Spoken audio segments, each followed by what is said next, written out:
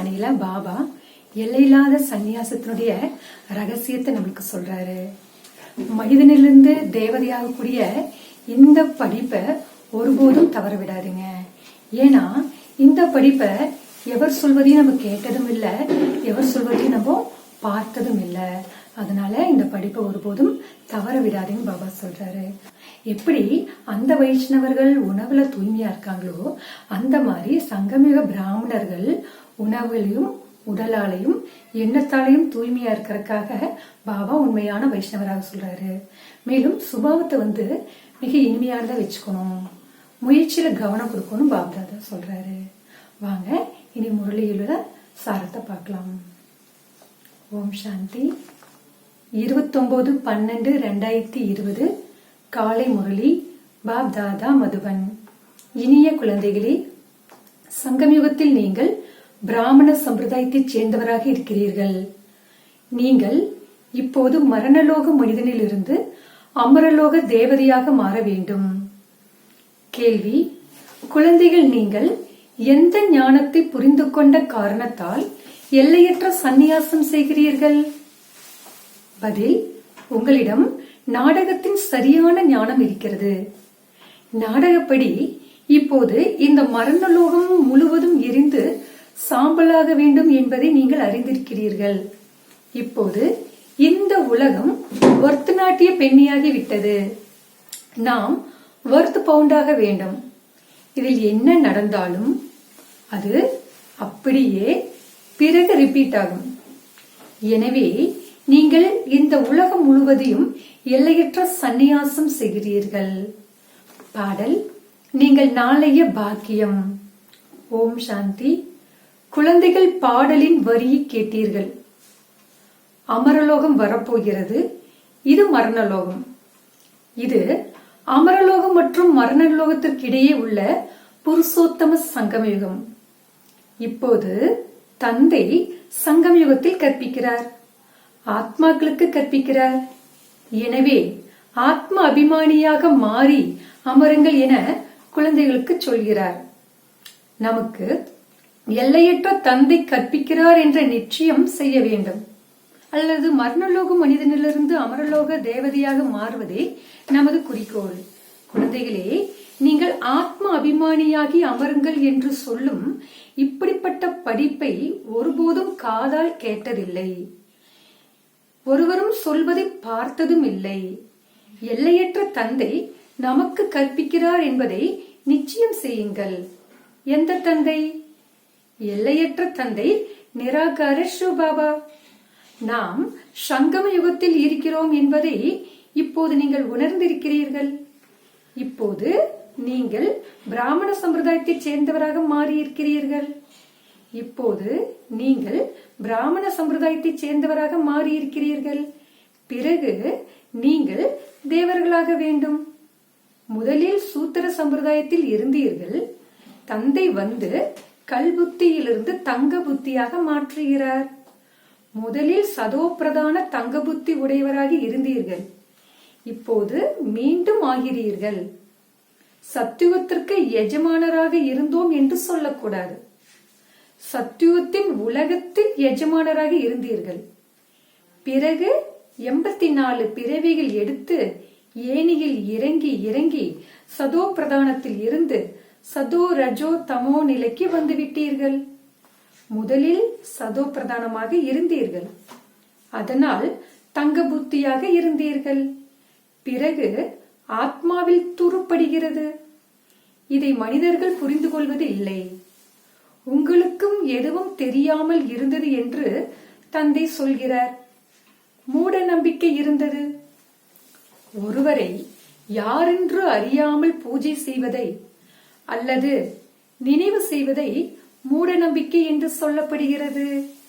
மேலும் உங்கள் உயர்ந்த தர்மத்தையும் உயர்ந்த செயலையும் மறந்ததால் கர்மம் கெட்டவராக தர்மம் கெட்டவராக மாறிவிட்டீர்கள். பாரதவாசிகள் இந்த நேரம் தேவ தர்மம் கெட்டவர்களாக இருக்கிறார்கள். உண்மையில் நீங்கள் இல்லற தர்மத்தைச் சேர்ந்தவர்களாக இருந்தீர்கள் என தந்தை புரிய வைக்கிறார். அதே தேவர்கள் எப்போது அபவித்திரமாகிறார்களோ அப்போது தேவி தேவர் என்று சொல்லிக் கொள்ள முடிவதில்லை. எனவே பெயரை மாற்றி இந்து தர்மம் என்று வைத்து விட்டார்கள். இதுவும் நாடக திட்டப்படியே நடக்கிறது. பதித்த பாவனரே, வாருங்கள் என அனைவரும் தந்தையை, அந்த ஒரு தந்தையை அழைக்கிறார்கள். அந்த ஒருவர் மட்டுமே காட் ஃபாதர். அவர் பிறப்பு இறப்பு அற்றவராக இருக்கிறார். அதற்காக பெயர் உருவம் இல்லாமல் ஏதோ பொருள் இருக்கிறது என்பது கிடையாது. ஆத்மா மற்றும் பரமாத்மாவின் ரூபம் மிக சூட்சமமாக இருக்கிறது.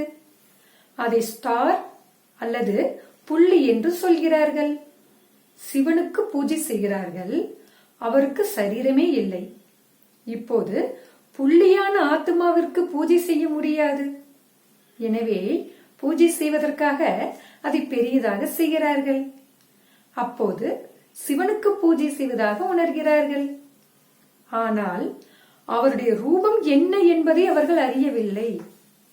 இந்த எல்லா விஷயங்களையும் இந்த நேரமே தந்தை வந்து புரிய வைக்கிறார். நீங்கள் உங்கள் பிறவிகளை பற்றி அறியவில்லை என தந்தை சொல்கிறார். 84 பிறவி லட்சம் என்று பொய் சொல்லிவிட்டார்கள். இப்போது தந்தை குழந்தைகள் உங்களுக்கு அமர்ந்து புரிய வைக்கிறார். நீங்கள் பிராமணர்களாக மாறியிருக்கிறீர்கள். பிறகு தேவதைகளாக மாற வேண்டும். கலியுக மனிதர்கள் சூத்திரர்களாக இருக்கிறார்கள். மனிதனிலிருந்து தேவராக மாறுவதே பிராமணர்கள் உங்கள் குறிக்கோள். இந்த மரண லோகம் அழுக்கான உலகமாக இருக்கிறது. புது உலகம் இருந்தது. அங்கே தேவி தேவர்கள் ராஜ்யம் செய்தார்கள். இவர்களுடைய ஒரு ராஜ்யம் மட்டுமே இருந்தது. இவர்கள் முழு உலகத்திற்கும் எஜமானர்களாக இருந்தார்கள். இப்போது இருப்பது தமோ பிரதான உலகம். இந்த தேவி தேவதா தர்மம் காணாமல் போய்விட்டது. தேவி தேவர்கள் ராஜ்யம் எப்போது இருந்தது, எவ்வளவு காலம் நடந்தது என்று உலகத்தின் வரலாறு புவியியல் யாருக்கும் தெரியாது. தந்தையே வந்து உங்களுக்கு புரிய வைக்கிறார். இது காட் ஃபாதர்லி யூனிவர்சிட்டி. அமரலோக தேவதையாக மாறுவதே இதன் குறிக்கோள். இதை அமரக்கதை என்றும் சொல்கிறார்கள். நீங்கள் இந்த ஞானத்தால் தேவராகி மரணத்தின் மீது வெற்றி பெறுகிறீர்கள். அங்கே ஒருபோதும் மரணம் யாரையும் சாப்பிடாது. சாவது என்ற பெயரே அங்கே கிடையாது. நாடக திட்டப்படி இப்போது நீங்கள் மரணத்தின் மீது வெற்றி பெறுகிறீர்கள். பாரதவாசிகளும் 5 ஆண்டு அல்லது 10 ஆண்டு திட்டங்களை போடுகிறார்கள். அதன் மூலம் நாம் ராமராஜ்யத்தை ஸ்தாபனை செய்கிறோம் என நினைக்கிறார்கள். ராமராஜ்யத்தை உருவாக்குவதே எல்லையற்ற தந்தையின் திட்டமாக இருக்கிறது. அவர்கள் எல்லோரும் மனிதர்கள். மனிதர்களால் ராமராஜ்யத்தை ஸ்தாபனை செய்ய முடியாது. சத்தியுகமே ராமராஜ்யம் என்று சொல்லப்படுகிறது. இந்த விஷயங்களை யாரும் அறியவில்லை. மனிதர்கள் எவ்வளவு பக்தி செய்கிறார்கள். தீர்த்த யாத்திரைகளுக்கு போகிறார்கள். பகல், அதாவது சத்தியம் திரேதாவில் இந்த தேவர்கள் ராஜ்யம் இருந்தது. பிறகு இரவில் பக்தி மார்க்கம் ஆரம்பமாகிறது. சத்தியுகத்தில் பக்தி இருப்பதில்லை. ஞானம், பக்தி, வைராகியம், இதை தந்தை புரிய வைக்கிறார். ஞானம், பக்தி, வைராகியம், இதை தந்தை புரிய வைக்கிறார். 2 விதமான வைராகியம் இருக்கின்றன. ஒன்று ஹடயோகா, துறவர மார்க்கத்தை சேர்ந்தவர்களுடையது. அவர்கள் வீடு வாசலை துறந்து காட்டிற்கு சென்று விடுகிறார்கள். இப்போது நீங்கள் மரணலோகம் முழுவதையும் எல்லையற்ற சந்நியாசம் செய்ய வேண்டும். இந்த உலகம் முழுவதும் எரிந்து சாம்பலாக போகிறது என்று தந்தை சொல்கிறார். நாடகத்தை மிக நல்லபடியாக புரிந்து கொள்ள வேண்டும். நாடகத்தை மிக நல்லபடியாக புரிந்து கொள்ள வேண்டும். பேன் ஊர்ந்து செல்வதைப் போல டிக் டிக் நடந்து கொண்டே இருக்கிறது. என்ன நடந்தாலும் கல்பத்திற்கு பிறகு, அதாவது 5000 வருடங்களுக்கு பிறகு அப்படியே ரிப்பீட் ஆகும். இதை மிக நல்லபடியாக புரிந்து கொண்டு எல்லையற்ற சந்நியாசம் செய்ய வேண்டும். ஒருவர் வெளிநாட்டிற்கு செல்வதாக வைத்துக் கொள்வோம். அங்கே நாங்கள் இந்த ஞானத்தை படிக்க முடியுமா என கேட்கிறார்கள். நீங்கள் எங்கே வேண்டுமானாலும் அமர்ந்து படிக்க முடியும் என்று தந்தை சொல்கிறார். இதற்கு முதலில் 7 நாள் பாடத்தை படிக்க வேண்டும். அது மிக எளிது. ஆத்மாவிற்கு இதை மட்டும் புரிந்து கொள்ள வேண்டும். நாம் சதோப்பிரதான உலகத்தில் அதிபர்களாக இருந்தோம். அப்போது சதோப்பிரதானமாக இருந்தோம். இப்போது தமோ பிரதானமாக மாறிவிட்டோம். 84 பிறவிகள் முற்றிலும் பரதநாட்டிய பெண்ணியாகிவிட்டோம். இப்போது நாம் எப்படி பவுண்டாக மாறுவது? இப்போது கலியுகமாக இருக்கிறது. பிறகு நிச்சயம் சத்யுகம் வர வேண்டும். தந்தை எவ்வளவு எளிதாக புரிய வைக்கிறார். 7 நாள் பாடத்தை புரிந்து கொள்ள வேண்டும். நாம் எப்படி சதோ பிரதானத்தில் இருந்து தமோ பிரதானமாக மாறினோம்? காமச்சிதையில் அமர்ந்து தமோ பிரதானமாக மாறிவிட்டோம். இப்போது மீண்டும் ஞானச்சிதையில் அமர்ந்து சதோ பிரதானமாக மாற வேண்டும். உலகத்தின் வரலாறு புவியில் ரிப்பீட் ஆகிறது. இப்போது இருப்பது சங்கம யுகம். பிறகு சத்யுகம் வரும். இப்போது நாம் கலியுக விகாரிகள் ஆகிவிட்டோம். பிறகு சத்யுக விகாரமற்றவராக எப்படி ஆவது? அதற்காக தந்தை வழி சொல்கிறார். எங்களிடம் எந்த குணங்களும் இல்லை என சொல்லி புகார் செய்கிறார்கள். இப்போது எங்களை அப்படிப்பட்ட குணவானாக மாற்றுங்கள்.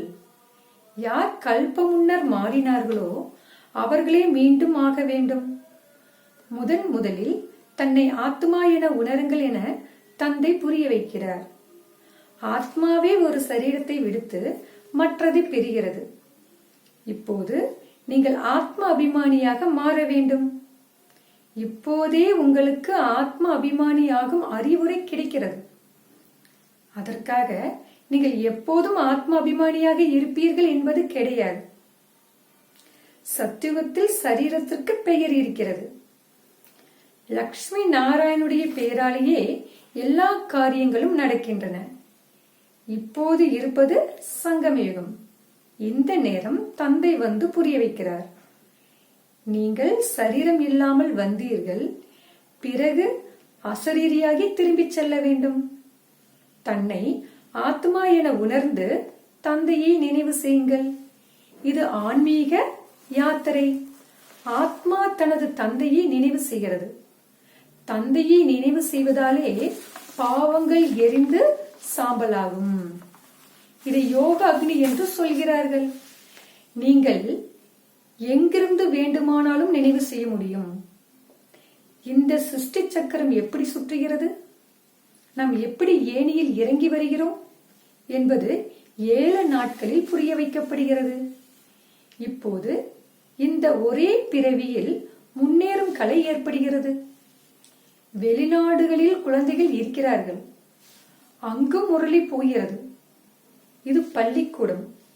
உண்மையில் இது காட்ஃபாதர்லி யூனிவர்சிட்டி. கீதையினுடையதே ராஜயோகம். ஆனால் ஸ்ரீ கிருஷ்ணரை பகவான் என்று சொல்ல முடியாது. பிரம்மா விஷ்ணு சங்கரரையும் தேவர்கள் என்றே சொல்கிறார்கள்.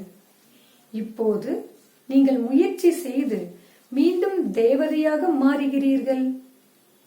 பிரஜாபிதா பிரம்மாவும் நிச்சயம் இங்கே இருப்பார். பிரஜாபிதா மனிதராக இருக்கிறார். பிரஜைகள் நிச்சயம் இங்கே படைக்கப்படுகிறார்கள். ஹம்சோ என்பதன் அர்த்தத்தை பாபா மிக எளிய வகையில் புரிய வைத்தார். பக்தி மார்க்கத்தில் ஹம் ஆத்மா சோ பரமாத்மா என்று சொல்லிவிட்டார்கள். எனவே பரமாத்மாவை சர்வவியாபி என்று சொல்லிவிட்டார்கள். அனைவரிலும் வியாபித்திருப்பது ஆத்மா என தந்தை சொல்கிறார். நான் எப்படி வியாபிக்க முடியும்? பதித்த பாவனரே வாருங்கள், எங்களை தூய்மையாக மாற்றுங்கள் என நீங்கள் என்னை அழைத்தீர்கள். நிராகார ஆத்துமாக்கள் எல்லோரும் வந்து அவரவர் ரதத்தை பெற்றுக் கொள்கிறார்கள். ஒவ்வொரு அழியாத மூர்த்தி ஆத்மாக்களுக்கும் சிம்மாசனம் இதுதான்.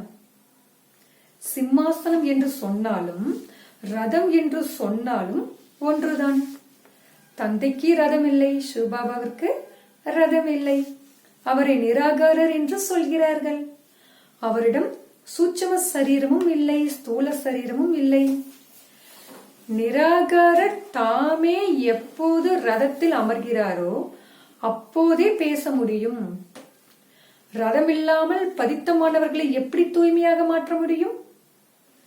நிராகாரர் நான் வந்து இதை கடனுக்கு பெறுகிறேன் என தந்தை சொல்கிறார். சிவபாபா பிரம்மா பாபாவுடைய உடலை கடனுக்கு பெறுவதாக சொல்கிறார். தற்காலிகமாக கடனுக்கு பெற்றிருக்கிறேன்.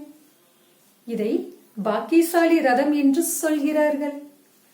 தந்தையே உலகத்தின் முதல் இடை கடையின் ரகசியத்தை சொல்லி குழந்தைகள் உங்களை திரிகாலதர்ஷியாக மாற்றுகிறார். வேறு எந்த மனிதரும் இந்த ஞானத்தை அறிய முடியாது. இந்த நேரம் எல்லோரும் நாஸ்திகர்களாக இருக்கிறார்கள். தந்தை வந்து ஆஸ்திகராக மாற்றுகிறார். படைப்பவர் மற்றும் படைப்பின் ரகசியத்தை தந்தை உங்களுக்கு சொன்னார். இப்போது உங்களை தவிர வேறு யாரும் புரிய வைக்க முடியாது. நீங்கள் இந்த ஞானத்தின் மூலம் மீண்டும் இவ்வளவு உயர்ந்த பதவி பெறுகிறீர்கள். இந்த ஞானம் இப்போது மட்டும் பிராமணர்கள் உங்களுக்கு கிடைக்கிறது. தந்தை சங்கமயுகத்திலேயே வந்து இந்த ஞானத்தை கொடுக்கிறார்.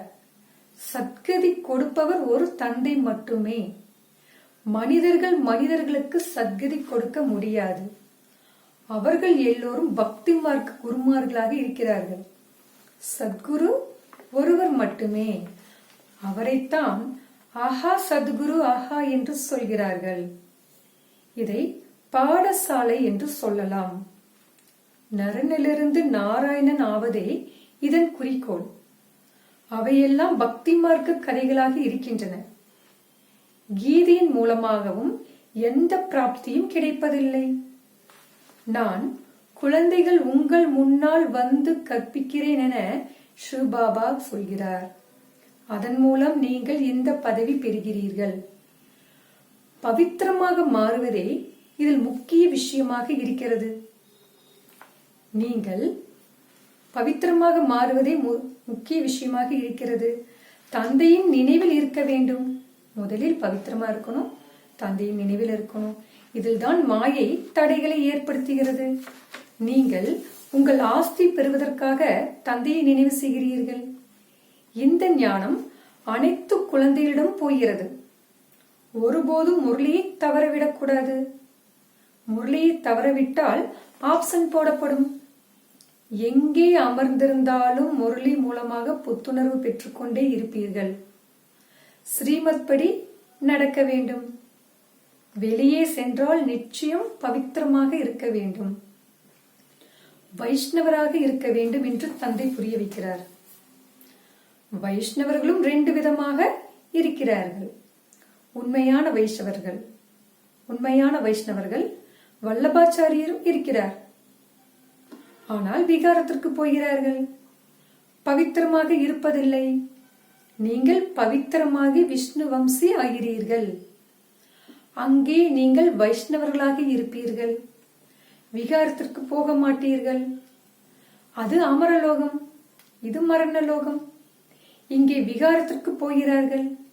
இப்போது நீங்கள் விஷ்ணுபுரிக்கு போகிறீர்கள். அங்கே விகாரமே இருப்பதில்லை. அது விகாரமற்ற உலகமாக இருக்கிறது. யோக பலத்தால் நீங்கள் உலகத்தின் அரச பாக்கியத்தை பெறுகிறீர்கள். அவர்கள் இருவரும் தங்களுக்குள் சண்டை போடுகிறார்கள். இடையில் உங்களுக்கு வெண்ணெய் கிடைக்கிறது. நீங்கள் உங்கள் ராஜ்யத்தை ஸ்தாபனை செய்கிறீர்கள். அனைவருக்கும் இந்த செய்தியை கொடுக்க வேண்டும். சிறு குழந்தைகளுக்கும் உரிமை இருக்கிறது. உங்களை ஆத்மா என உணருங்கள் என எல்லோருக்கும் சொல்லுங்கள். தாய் தந்தையிடம் ஞானம் இருந்தால் சிவபாபாவை நினைவு செய்யுங்கள் என்று குழந்தைகளுக்கு கற்பிப்பார்கள். சிவபாபாவை தவிர வேறு யாரும் கிடையாது.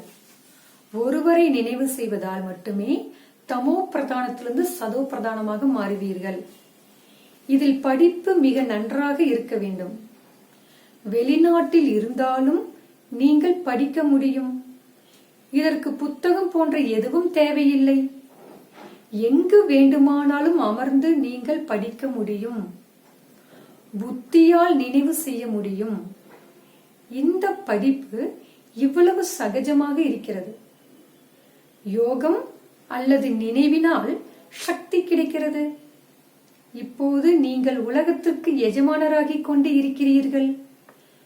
தந்தை ராஜயோகத்தை கற்பித்து தூய்மையாக மாற்றுகிறார். அது ஹடயோகம், இது ராஜயோகம். இதில் பத்தியும் மிக நல்லபடியாக இருக்க வேண்டும். இந்த லட்சுமி நாராயணரை போல அனைத்து குணங்களும் நிறைந்தவராக மாற வேண்டும். உணவு பானங்களுக்கும் கட்டுப்பாடு தேவை. இன்னொரு விஷயம், தந்தையை நினைவு செய்ய வேண்டும். அப்போது ஜென்ம ஜென்ம பாவங்கள் அழிந்து போகும். அரச பதவி பெறுவதற்காக சகஜ ராஜயோகம் என்று இதை சொல்கிறார்கள். அரச பதவி பெறுவதற்கான சகஜ ராஜயோகம் என்று இதை சொல்கிறார்கள். ஒருவேளை அரச பதவி பெறவில்லை என்றால் ஏழையாகி விடுவீர்கள். முழுமையாக ஸ்ரீமத் படி நடப்பதன் மூலமாக உயர்ந்தவராக மாறுவீர்கள். மிக உயர்ந்தவராக மாற வேண்டும். அதற்காக தந்தையை நினைவு செய்ய வேண்டும். கல்ப முன்னரும் நீங்களே இந்த ஞானத்தை பெற்றீர்கள். அதை பிறகு இப்போது பெறுகிறீர்கள். சத்தியுகத்தில் மற்ற எந்த ராஜ்யமும் இருக்கவில்லை. அதை சுகதாமம் என்று சொல்கிறார்கள். இப்போது இது துக்கதாமமாக இருக்கிறது. ஆத்மாக்கள் நாம் எங்கிருந்து வந்தோமோ அது சாந்தி தாமம். உலகத்தில் மனிதர்கள் என்னவெல்லாம் செய்கிறார்கள் என்பதை பார்த்து சிவபாபாவிற்கு ஆச்சரியமாக இருக்கிறது. குறைந்த அளவில் குழந்தைகள் பிறக்க வேண்டும் என்பதற்காக மனிதர்கள் எவ்வளவு தலையில் அடித்துக் கொள்கிறார்கள். இது தந்தையின் வேலை என்பதை புரிந்து கொள்வதே கிடையாது. தந்தை உடனே ஒரே வீச்சில் ஒரு தர்மத்தை ஸ்தாபனை செய்து மற்ற அநேக தர்மங்கள் அனைத்தையும் அழித்து விடுகிறார். குழந்தை பிறப்பை குறைப்பதற்கு அவர்கள் எத்தனை மருந்துகள் எல்லாம் கண்டுபிடிக்கிறார்கள். தந்தையிடம் ஒரு மருந்து மட்டுமே இருக்கிறது. ஒரு தர்மம் ஸ்தாபிக்கப்பட வேண்டும். அந்த நேரம் வரும். அப்போது இவர்கள் பவித்திரமாகிறார்கள் என எல்லோரும் சொல்வார்கள். பிறகு மருந்து எதற்கும் என்ன அவசியம் இருக்கும்? உங்களுக்கு மன்மனாபவ என்ற அப்படிப்பட்ட மருந்து கொடுக்கிறார். அதனால் நீங்கள் 21 பிறவிகளுக்கு தூய்மையாக மாறிவிடுகிறீர்கள். நல்லது. இனிமேலும் இனிமையான காணாமல் போய் கண்டெடுக்கப்பட்ட செல்ல குழந்தைகளுக்கு தாய் தந்தை பாப்தாதாவின் அன்பின் நினைவுகள் மற்றும் காலை வணக்கம். ஆன்மீக குழந்தைகளுக்கு ஆன்மீக தந்தை நமஸ்காரம். ஆன்மீக தாய் தந்தைக்கு ஆன்மீக குழந்தைகளின் அன்பு நினைவுகள் காலை வணக்கம் நமஸ்காரம். தாரணைக்கான முக்கிய சாரம்: 1. பவித்திரமாகி உறுதியான வைஷ்ணவராக மாற வேண்டும். உணவு பானங்களின் மீது முழுமையான பத்தியம் வைக்க வேண்டும். உயர்ந்தவராக மாறுவதற்கு ஸ்ரீமத் படி நிச்சயம் நடக்க வேண்டும். 2. முரளியில் தன்னை புத்துணர்வு பெறச் செய்ய வேண்டும். எங்கே இருந்தாலும் சதோ பிரதானமாக மாறுவதற்கு முயற்சி செய்ய வேண்டும். ஒரு நாள் கூட முரளியை தவறவிடக் கூடாது. வரதானம்: பிரிவிற்கு நிரந்தர விடை கொடுக்கக்கூடிய அன்பு சொர்பமாகுக. வரதானம்: பிரிவிற்கு நிரந்தர விடை கொடுக்கும் அன்பு சொர்பம் ஆகுக. எது அன்பானவருக்கு பிடித்ததோ அதுவே அன்பு செலுத்துபவருக்கும் பிடித்திருக்கும். இதுதான் அன்பின் சொரூபம். நடப்பது, உண்பது, குடிப்பது, இருப்பது எல்லாம் அன்பானவருக்கு பிரியமானதாக இருக்க வேண்டும். எனவே எந்த எண்ணத்தை நினைத்தாலும் அல்லது செயலை செய்தாலும் முதலில் இது அன்பான பாபாவிற்கு பிடித்ததா என்பதை சோதனை செய்யுங்கள். அப்படிப்பட்ட உண்மையான சிநேகி ஆகுங்கள். அதனால் நிரந்தர யோகி சகஜ யோகி ஆகிவிடுவீர்கள். ஒருவேளை அன்பு சொரூபத்தை சமமான சொரூபமாக மாற்றிவிட்டால் அமர்பவ என்ற வரதானம் கிடைத்துவிடும். பிறகு பிரிவிற்கு நிரந்தர விடை கிடைத்துவிடும். ஸ்லோகன்: சுபாவத்தை சகஜமாகவும் முயற்சியை கவனமுடையதாகவும் மாற்றுங்கள். சுபாவத்தை சகஜமாகவும் முயற்சியை கவனமுடையதாகவும் மாற்றுங்கள். ஓம் சாந்தி.